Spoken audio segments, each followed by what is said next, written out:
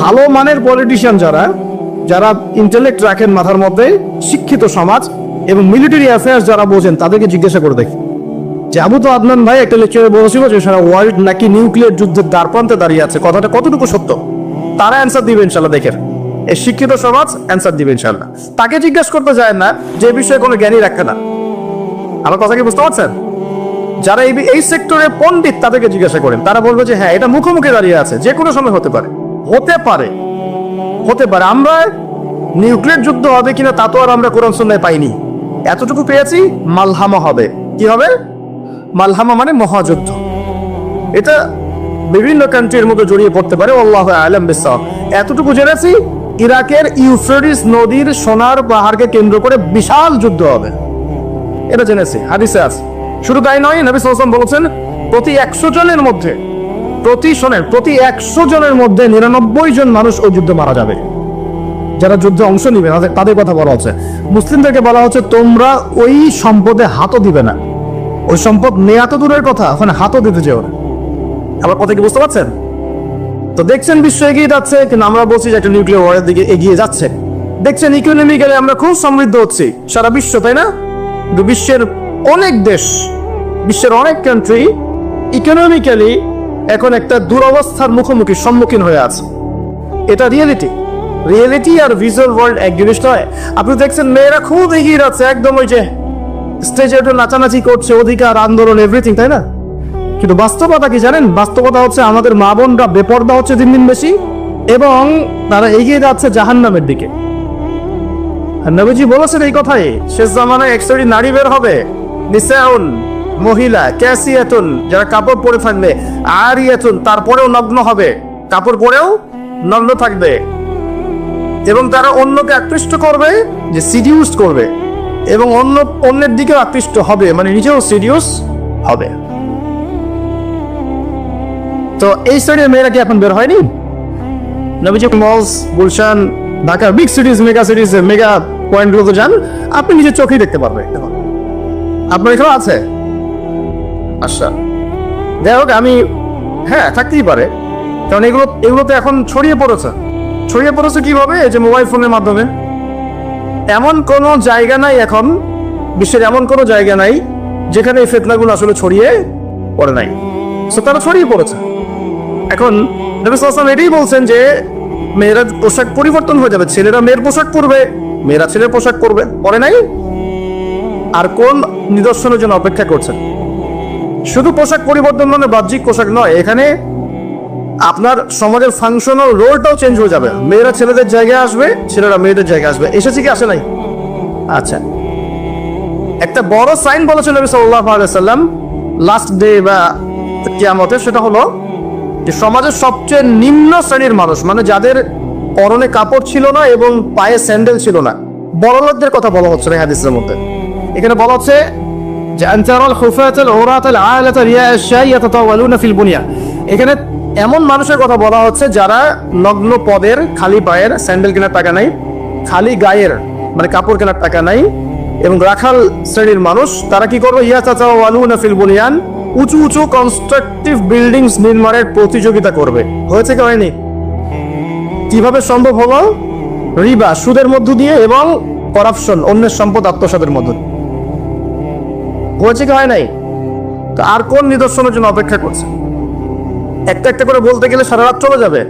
মূল কথা হচ্ছে ফিতনাময় পরিবেশের মধ্যে, যেখানে এরকম দাজ্জালীয় সবকিছু দেখা যায়, আপনার বাইরের চোখ দিয়ে না দেখে ভিতরের চোখ দিয়ে বুঝতে হবে, তখন দেখবেন এখানে বাস্তবতা এবং ভিজুয়াল ওয়ার্ল্ডের মধ্যে আকাশ পাতাল পার্থক্য আছে।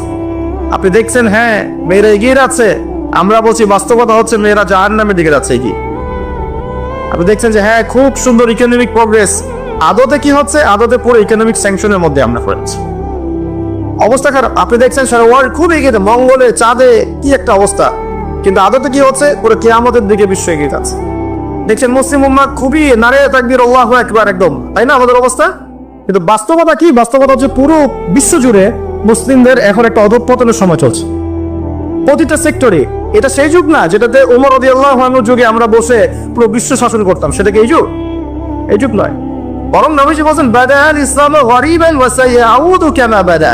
ইসলাম শুরু হয়েছিল অপরিচিত ভাবে, গরীব ভাবে, ওয়াসায়াউদু কামা বাদা, এবং আবার শীঘ্রই সে সেই অপরিচিত জায়গায় ফিরে আসবে।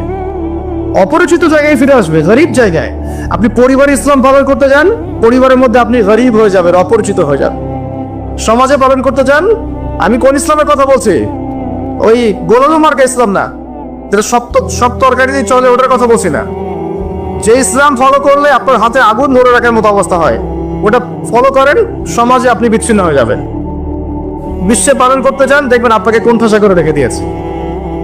এই হলো অবস্থা, গরীবান। এই অবস্থায় কি হবে? যেটা আপনি বাহ্যিক চোখে দেখছেন, বাস্তবতা এমন নাও হতে পারে। আল্লাহ পাক আমাদেরকে এই সিচুয়েশনটাকে বোঝার তৌফিক দান করুন। আর সিচুয়েশন বুঝতে গেলে বাহ্যিক জ্ঞান যথেষ্ট নয়, ইন্টারনাল কি লাগবে? আল্লাহর বাসিরা এবং নূর এবং মারিফত দরকার আছে।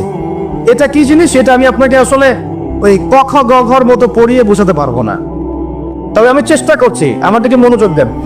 খিদর আলাইহিস সালাম যা দেখছেন, মূসা আলাইহিস সালাম কি তাই দেখেছিলেন? আচ্ছা, খিদর আলাইহিস সালাম যে তিনটা ঘটনা ঘটলো, এই তিনটা ক্ষেত্রে খিদর সঠিক ছিলেন না ভুল? তাহলে তিনি এমন কি দেখলেন, কি বুঝলেন, কি শুনলেন যেটা মূসা আলাইহিস সালাম পারলেন না, বুঝলেন না? এটা কি? এটাই হচ্ছে আল্লাহ পাকের বাসিরা বা মারিফত বা দূরদর্শিতা, যেটাকে আমরা আল্লাহ নূর বলি। তিনি আল্লাহ পাকের নূর দিয়ে দেখছেন। এখন আমরা বুঝলাম শেষ জামানে টিকে থাকতে হলে আমাদেরকে এরকম দৃষ্টিভঙ্গি নিতে হবে, এতটুকু বুঝতে পেরেছে। কিন্তু এই দৃষ্টিভঙ্গি অর্জিত হবে কিভাবে, এই বিষয়টা আমরা বুঝতে পারছি না। পরিবেশটা নষ্ট করেন না। এই দৃষ্টিভঙ্গি অর্জিত হবে কিভাবে, এটা কি জানা দরকার নাই? আচ্ছা, আসলে সেদিকে কথা বলি। প্রথম কথা, প্রিয় ভাইরা, এই দৃষ্টিভঙ্গি অর্জন করতে হলে আগে কলব পরিষ্কার করতে হবে। কি করতে হবে? আচ্ছা, এটা কিভাবে হবে? সার্ফ এক্সেল দিয়ে ঘষবেন? আচ্ছা, কলব পরিষ্কার করার জন্য আমি কয়েকটা ফর্মুলা বলে দিই আগে। এটা সবার জন্য। এবং বিশ্বাস করেন, এখন আমরা সমাজে যারা বসবাস করি, বেশিরভাগ আমরা মৃত কলব নিয়ে বসবাস করি। বেশিরভাগ। যদি কলব জিন্দাই হতো তাহলে হক বাতিল চিনতে পারতাম না।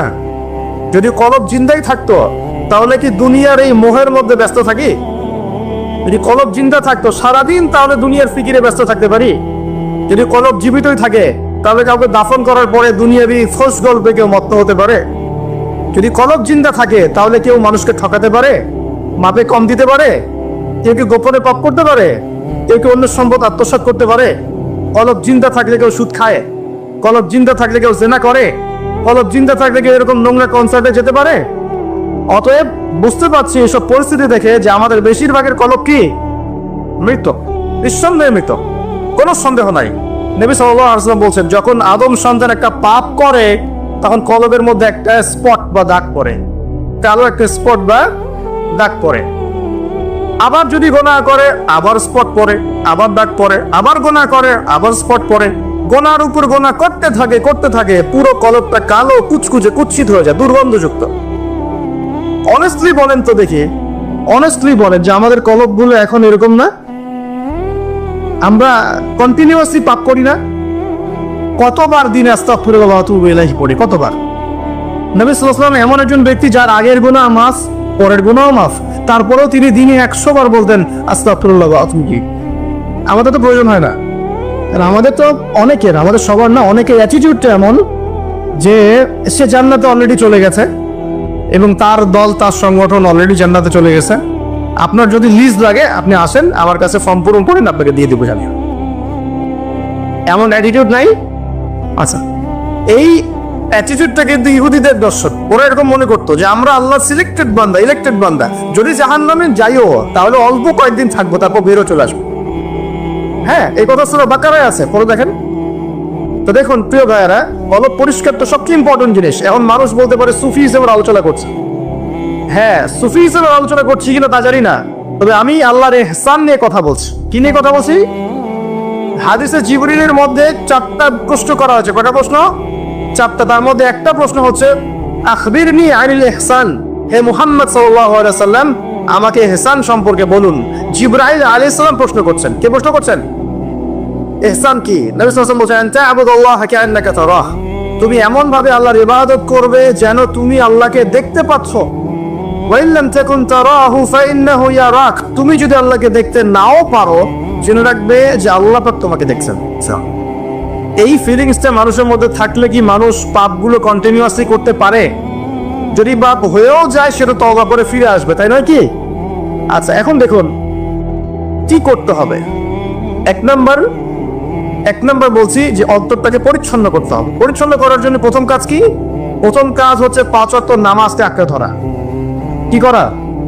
5 ওয়াক্ত নামাজকে আঁকড়ে ধরা। যদি আপনি জামাত মিসও করে ফেলেন, বাসায় পড়ে ফেলবেন, নামাজ বাদ দেওয়া যাবে না। মানে জামাত মিস করে ফেলেছি জন্য নামাজ বাদ, এমন নয়। জামাত মিস হয়ে গেছে, আচ্ছা হয়ে গেছে, ঘুমিয়েছিলেন বা মনে ছিল না বা ব্যস্ত ছিলেন, কথার কথা। যখনই সময় পেয়েছেন, মনে পড়েছে, ঘুম থেকে উঠেছেন, নামাজ পড়তে হবে, একাই পড়তে হবে, বাদ দিবেন আজকে থেকে। বরং আমরা চেষ্টা করব ইনশাআল্লাহ জীবনে যে নামাজগুলো কাজা হয়ে গেছে সেগুলো যেন হিসেব করে আদায় করে দেয়া সম্ভব হয়, এটাও চেষ্টা করা উচিত।